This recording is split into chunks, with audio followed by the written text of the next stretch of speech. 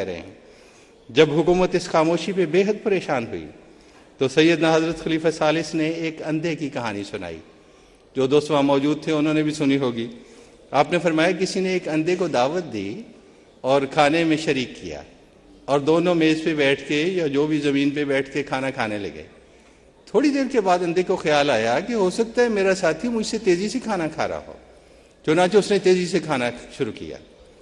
پھر چند لمحوں کے بعد خیال آیا کہ ہو سکتا ہے میرا ساتھی اس سے بھی تیزی سے کھا رہا ہو، اس نے اور تیزی سے کھانا شروع کیا۔ پھر چند لمحے کے بعد اسے خیال آیا کہ مجھے تو نظر نہیں آتا، ہو سکتا ہے میرا ساتھی دونوں ہاتھوں سے کھا رہا ہو، اور اس نے دونوں ہاتھوں سے کھانا شروع کر دیا۔ حضور نے فرمایا یہ مثال بھٹو کی حکومت کی ہے، نہ اس اندھے کو شرم آتی تھی نہ ان لوگوں کو شرم آتی ہے۔ خود ہی ہم پہ الزام لگایا، خود ہی منصف بن بیٹھے، خود ہی فیصلہ کیا، اور اب منتظر ہیں کہ ہم کیا رد عمل ظاہر کرتے ہیں۔ فرمایا ہمارا رد عمل قرآن و سنت میں تلاش کرو۔ چنانچہ جب ہمارے خدا کو غیرت آئی تو یہ لوگ کشکول لے کر دنیا بھر میں زندگی کی بھیک مانگتے رہے، لیکن فما منکم من احد عنہ حاجزین، کوئی ان کے کام نہ آیا۔ ہاں، زبردستی کے شہید بن بیٹھے، جس نے انہیں سولی پہ کھینچ کے مارا وہ بھی شہید، اور جو مرا وہ بھی شہید۔ من ترا ملا بگویم، تو مرا حاجی بگو۔ ایک علاقے سے اطلاع ملی اسی دوران سن 74 میں کہ شدید مشکل حالات ہیں، سڑکوں نے پانی لانا بند کر دیا ہے، جمعداروں نے صفائی کے لیے آنا بند کر دیا ہے، بچوں کو دودھ نہیں مل رہا، گھروں سے نکلنا مشکل ہو گیا ہے۔ میں آمدن اس جگہ کا نام آپ کو نہیں بتا رہا، میرے علم میں ہے۔ آپ نے فرمایا صبر کرو اور دعائیں کرو۔ پھر انہوں نے پیغام بھیجا کہ ہمیں دھمکیاں دی جا رہی ہیں کہ ہم تمہاری عورتوں کی بے عزتی کریں گے۔ اس پہ حضرت خلیفہ ثالث نے بڑے جلال سے فرمایا کیا تمہاری عورتوں کی عزتیں نبی پاک صلی اللہ علیہ وسلم کی صحابیات کی عزتوں سے بڑھ کے ہیں؟ نبی پاک کی بعض صحابیات کی نافوں میں نیزے مارے گئے اور انہیں شہید کیا گیا۔ اس لیے صبر کرو اور دعائیں کرو۔ دنیا تماشا کرے اور غور کرے کہ سیدنا حضرت مسیح موعود علیہ الصلوۃ والسلام، امام مہدی علیہ السلام کے اسلوب جہاد کو نظر انداز کر کے ان لوگوں نے کیا پایا اور کیا کھویا۔ ملک کا چین لٹ گیا، محبتیں ان کا ہو گئیں، اپنے بیگانے ہو گئے، جہادی ملا اپنا منصب بھول کر سیاسی ملا بن گئے۔ تم نے لڑتے لڑتے اپنا ملک 2 لخت کر دیا، 95,000 غازیوں نے ہتھیار پھینک دیے، اور ہم نے خدا کے فضل سے 178 ملکوں میں اسلام کی فتح کے جھنڈے گاڑ دیے۔ تمہاری ایک ہی رٹ رہی،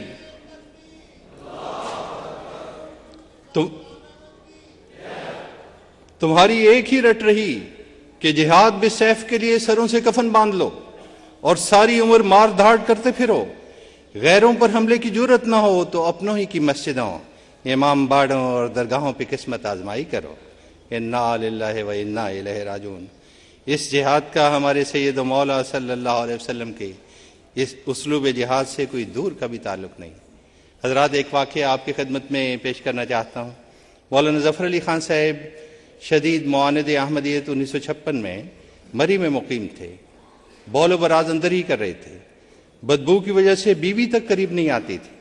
ایک پٹھان نوکر ملازم رکھا ہوا تھا جو آپ کو لان میں اس کوٹھی کے رسی سے کرسی کے ساتھ باندھ دیا کرتا تھا تاکہ کوئی غشی طاری ہو تو گر نہ جائیں۔ جناب احتجاج علی زبیری بطور پروٹوکول آفیسر سرکٹ ہاؤس میں جا رہے تھے۔ راستے میں مولانا کو دیکھنے گئے، سخت تعفن، بدبو، بے ہوشی کا عالم۔ گھر میں بہت آوازیں دی اور بڑی دیر کے بعد ایک نسوانی آواز آئی کہ کیا بات ہے؟ آپ نے فرمایا کہ مولانا اس وقت تقریباً بے ہوش ہیں۔ تو جواب دیا کہ خود ہی کسی ڈاکٹر کو بلا لو اور ڈاکٹر کو دکھا دو۔ وہ 3 ڈاکٹروں کے پاس باری باری گئے اور ان سے کہا کہ آپ ضرور جائیے اور مولانا کو دیکھیے۔ اس کے بعد وہ اپنی ڈیوٹی پہ چلے گئے۔ انہوں نے واپسی پہ ان ڈاکٹروں سے ملاقات کی اور پوچھا کہ کیا حال ہے مولانا کا، تم میں کوئی گیا بھی یا نہیں؟ انہوں نے کہا ہم گئے تو تھے، بڑی آوازیں دیتے رہے، لیکن گھر کا کوئی فرد آئے اور ہمیں بتائے کہ کیا بیماری ہے اور ہم کیا کریں اور کس طرح ان کا علاج کریں اور کس طرح ان کی مدد کریں، آوازیں دیتے رہے، کوئی شخص باہر نہیں آیا۔ آگے جناب احتجاج علی زبیری صاحب کے الفاظ میں ہی سنیے۔ فرماتے ہیں یہ سن کر مجھے اتنا صدمہ اور دکھ ہوا کہ جس کا اظہار لفظوں میں کرنا میرے بس میں نہیں۔ اس وقت رات کے 10:30 بج چکے تھے۔ میرے دل میں نہ جانے کیا آئی، میں وہاں سے سیدھا خیبر لوج پہنچا اور کسی نہ کسی طرح مرزا صاحب یعنی حضرت خلیفہ ثانی رضی اللہ تعالیٰ عنہ مرزا صاحب تک شرف باریابی حاصل کیا۔ مرزا صاحب اس وقت قرآن کریم کی تفسیر لکھوانے میں مصروف تھے۔ مجھے دیکھتے ہی فرمایا، زبیری صاحب آپ کیسے آئے اس وقت؟ میں نے عرض کی، حضور تخلیے میں ایک گزارش کرنا چاہتا ہوں۔ آپ فوراً اٹھ کھڑے ہوئے اور میرے کندھے پر دست شفقت رکھتے ہوئے مجھے ڈرائنگ روم میں لے گئے۔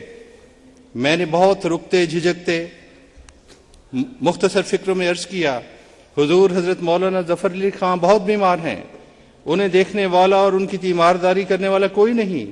میں 3 ڈاکٹروں کے پاس گیا تھا مگر تینوں نے وہاں جانے سے انکار کر دیا۔ یہ کہتے ہوئے میری آنکھیں آنسوؤں سے بھر گئیں۔ مرزا صاحب نے فوراً اپنے بیٹے ڈاکٹر مرزا منور احمد صاحب کو آواز دی۔ وہ آ گئے تو پوچھا کہ ہمارے ساتھ اس وقت کتنے ڈاکٹر ہیں؟ ابھی یاد نہیں رہا کہ انہوں نے کتنی تعداد بتائی۔ دراصل جب آپ یورپ سے مری تشریف لائے تھے تو ڈاکٹروں کی ایک کھیپ نے اپنا وقت آپ کی خدمت کے لیے وقف کر دیا تھا۔ پھر آپ نے چند ڈاکٹروں کے نام لے کر حکم فرمایا، یہ ڈاکٹر آج سے مولانا ظفر علی خان کا علاج کریں گے، جاؤ ان سے کہہ دو کہ فوراً مولانا کو جا کر دیکھیں، جس دوائی کی ضرورت ہو وہ بازار سے خریدیں، جو دوائی مریض سے نہ ملے اسے میری موٹر لے کر پنڈی سے لائیں، علاج کا سارا خرچہ میں ادا کروں گا۔ یہ میری فکر نہ کریں بلکہ مولانا کا دھیان کریں۔ کہتے ہیں میرے منہ سے یہ ارشاد سنتے ہی نکلا، اللہ اکبر، الحمدللہ۔ جب تک مولانا بیمار ہیں یہ سب ان کی تیمارداری کریں گے، ان کے آرام کا خیال رکھیں گے، سبحان اللہ۔ بے شک یہ ظرف خدائے دو جہان صرف اپنے خاص بندوں کو عطا فرماتا ہے۔ اپنے مرشد و آقا کی خدمت کے لیے آئے ہوئے ڈاکٹر یہ حکم سنتے ہی فوراً مولانا ظفر علی خان صاحب کی خدمت میں پہنچ گئے۔ کچھ دوائیاں دیں، پھر کچھ انجیکشن لگائے اور اس وقت تک وہاں سے نہ ٹلے جب تک آپ کی طبیعت نہ سنبھل گئی۔ تو یہ ہے وہ اسلوب جہاد جو حضرت مسیح موعود علیہ السلام نے ہمیں سکھایا کہ دشمن سے بھی انسانیت کے ناطے ایسا منہ نہ موڑو کہ یوں لگے کہ انسانیت کی تذلیل ہو رہی ہے۔ آخر میں حضرت مسیح موعود علیہ السلام کا ایک چھوٹا سا اقتباس سنا کے میں اپنی تقریر ختم کرتا ہوں۔ حضور فرماتے ہیں، نئی زمین ہوگی اور نیا آسمان ہوگا۔ اب وہ دن نزدیک آتے ہیں کہ جو سچائی کا آفتاب مغرب کی طرف سے چڑھے گا اور یورپ کو سچے خدا کا پتہ لگے گا۔ سب ملتیں ہلاک ہوں گی مگر اسلام، اور سب حربے ٹوٹ جائیں گے مگر اسلام کا آسمانی حربہ کہ نہ وہ ٹوٹے گا نہ کند ہوگا جب تک دجالیت کو پاش پاش نہ کر دے۔ فرماتے ہیں خدا کا ایک ہی ہاتھ کفر کی سب تدبیروں کو باطل کر دے گا، لیکن نہ کسی تلوار سے اور نہ کسی بندوق سے بلکہ مستعد روحوں کو روشنی عطا کرنے سے اور پاک دلوں میں ایک نور اتارنے سے۔ حضرات، وہ مستعد روحیں اور پاک دل کون ہیں؟ وہ آپ ہی تو ہیں جنہیں روشنی عطا کی جائے گی اور جن کے پاک دلوں پر نور اتارا جائے گا، کیونکہ آپ کے علاوہ آج دنیا میں کوئی رحمت للعالمین صلی اللہ علیہ وسلم کے اسلوب جہاد سے دل محبت کرنے والا نہیں ہے۔ دعا ہے کہ یہ نور جلد از جلد ہر احمدی کے خانہ دل پر نازل ہو کر اسے مینار نور میں تبدیل کر دے اور اس کی ذوف شانی دور دور تک ہونے لگے اور سسکتی ہوئی انسانیت احمدیت یعنی حقیقی اسلام کی آغوش میں آ کر سکھ کا سانس لے۔ آمین اللہم آمین، وآخر دعوانا ان الحمدللہ رب العالمین۔